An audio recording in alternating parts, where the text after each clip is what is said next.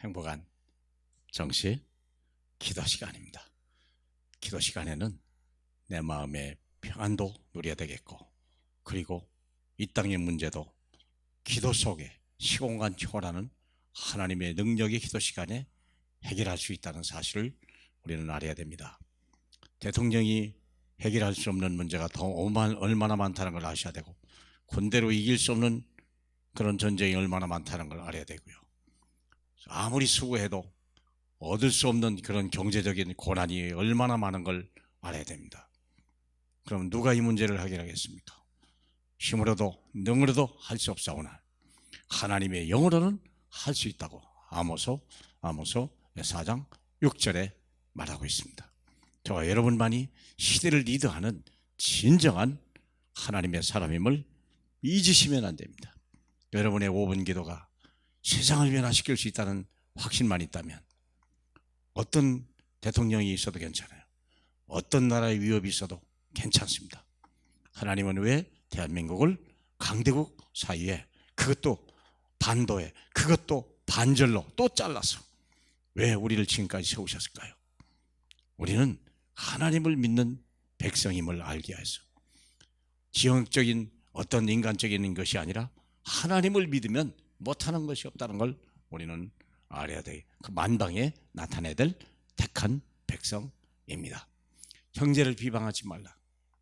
특별히 택한 백성을 비방하지 말고 그에게 장점을 보고 그를 또 뭔가 좋은 것을 칭찬함으로 인하여 그가 힘을 얻어서 하나님의 일을 할 수 있도록 우리는요, 마귀 심부름을 그만두고 하나님의 천사의 사명을 잘 감당해야 될 줄로 믿습니다. 미리 정복한 엘리사. 자, 방법이 뭘까? 왕하 2장 8절에 엘리야가 겉옷을 가지고 말아 물을 치매 물이 이리저리 갈라지고 두 사람이 마른 땅 위에 건너더라. 건너매 엘리야가 엘리사에게 이르되 나를 내게서 데려감을 당하기 전에 내가 내게 어떻게 할지를 구하라. 엘리사가 이르되 당신의 성령이 하시는 역사가 갑절이나 내게 있게 하소서 했더라 그랬어요. 여러분의 기도가 바로 능력입니다. 훌륭한 대통령을 뽑는 것도 중요한 일입니다만 우리가 기도할 때 대통령이 하나님이 하시는 일 속에서 좋은 일을 하게 되고, 군대가 싸우지 않고도 이길 수 있고, 기업이 수고하지 않고도 하나님이 우리가 경제를 우리가 누릴 수 있는 게 되는 것입니다. 우리 후대가 하나님의 은혜 아래 있어야 되고 주는 자가 돼야 되고 나누는 자가 돼야 되고, 그래서 우리가 머리가 돼야 되고요, 우리가 하나님의 세상을 복을 주는 사람으로 거듭나기를 축복합니다. 왕하 2장 7절 아시죠? 미리 정복한 엘리사. 그는 하나님의 부르심을 받을 때 자기 큰 농사꾼이었는데요, 이 24마리의 소를요 그냥 다 그 농기구를 불태우고 그리고 소를 잡아서 사람들에게 나눠주고, 이 농사 짓는 것도 중요하지만 하나님의 일이 더 중요하다, 더 크다는 걸 알고 그는 뒤도 돌아보지 않았습니다. 쟁기를 잡고 뒤를 돌아보는 사람을 하나님은 일하지 쓰시 않는다는 걸 아셔야 돼요. 저와 여러분을 부르심을 헛되지 않습니다. 여러분이 하시는 일은 헛됨이 없다는 걸 아셔야 됩니다. 하나님은 저와 여러분 속에 지금도 믿음으로 역사하시기를 기도하십니다. 하나님의 부르심을 헛되지 않습니다. 그는요 갑절의 영감을 원했어요. 요단강을 건너갈 때 그 다윗 자기 스승이 겉옷을 벗어가지고 요단강을 칠 때 요단강이 걸러지는 걸 봤어요. 우리는 그 물을 못 건너가서 두려워하고, 홍수날 때는 포기하는 인생이 얼마나 많은데, 아무리 홍수가 나고 물이 갑자기 늘을지라도 그 엘리야의 가지고 있는 능력을 가지고 문제를 해결하는 그것을 보게 된 거예요. 내게도 그 능력을 주시옵소서. 사랑하는 여러분, 우리가 5분 기도가 짧은 기도지만 하나님 내게 오력을 주시옵소서.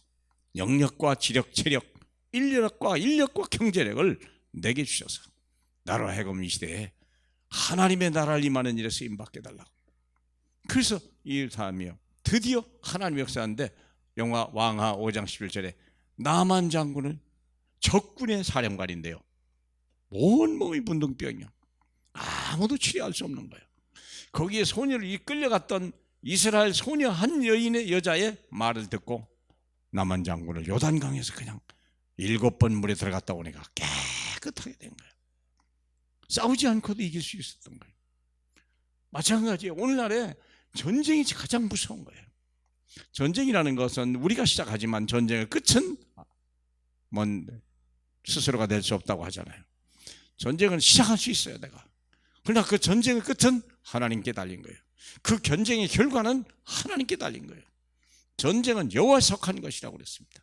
사랑하는 여러분, 도단성 운동이요, 그는요 싸우지 않고도 적군들을 눈을 어둡게 하고, 그리고 그들을 포로를 했지만 결국 죽이거나 겁박하지 않았고 그들을 밥을 먹이고 다시 돌려보낸 거예요. 그 땅의 전쟁이 그들이 다시 아람 군대가 다시는 이스라엘 땅에 오지 못하니라. 두려워서 못 오는 거예요. 하나님의 두려운 거예요. 그러면 사랑하는 여러분, 저와 여러분이 어떤 사람입니까? 육신적인 전쟁을 하면 내 자식들이 죽습니다. 이미 러시아의 젊은이들이 15,000명이나 죽었다잖아요. 15만 명이 죽었다고 하던가요? 예. 그게 뭐 하는 일입니까? 대통령이 어떻게 국민을, 젊은이를 그렇게 무참하게 자기 명예를 위해, 자기 욕심을 위하여 젊은이를 죽입니까? 우크라이나는 자기 땅, 민족을 위해 싸운다고 하지만 그들은 싸울 명분이 없는 거예요. 독재자를 위해, 한 사람의 욕망을 위해서 비참하게 죽어가는 러시아의 청년들이 왜 그럴까요? 푸틴을 잘못 만나서? 물론 그럴 수 있겠죠. 아닙니다. 이 시대를 놓고 기도하는 사람이 없었다는 거예요. 시대에 하나님의 능력을 나타낼 믿음의 사람이 없었다는 걸 아셔야 돼요. 의인 한 명만 있어도 하나님은 역사를 일으키고, 예루살렘은요 의인 10명만 있었어도 구원을 받았다고, 사돈과 고모라는 의인 10명만 있어도 구원 받았다고 그러잖아요. 우리가 깨어 기도하는 사람일 때, 우리가 그리스도의 복음을 가지고 나갈 때, 하나님의 이 작은 땅이지만 이 땅을 통해서 전 세계를 살리는 하나님의 역사를 보게 될 것입니다. 저와 여러분이 바로 남을 비방하기 전에 남을 칭찬하고 남을 세워나가며 남에게 힘을 주는, 남에게 해답을 주는 이 시대의 전도자로 쓰임받기를 주님의 이름으로 축복합니다. 할렐루야. 우리 하나님 아버지, 우리 주 예수 그리스도인 못하는 것이 없다고 그랬습니다. 하나님 아버지, 진실로 우리가 이 주님을 모시고 산업 속에, 이 주님을 모시고 전도 현장 속에, 이 주님을 모시고 내 일 속에, 문제 속에, 사건 속에 달려갈 수 있도록, 그래서 그 문제의 주인공이 주님임을 알게 하옵소서. 홀로 영광 받으실 예수님 이름으로 기도합니다. 아멘.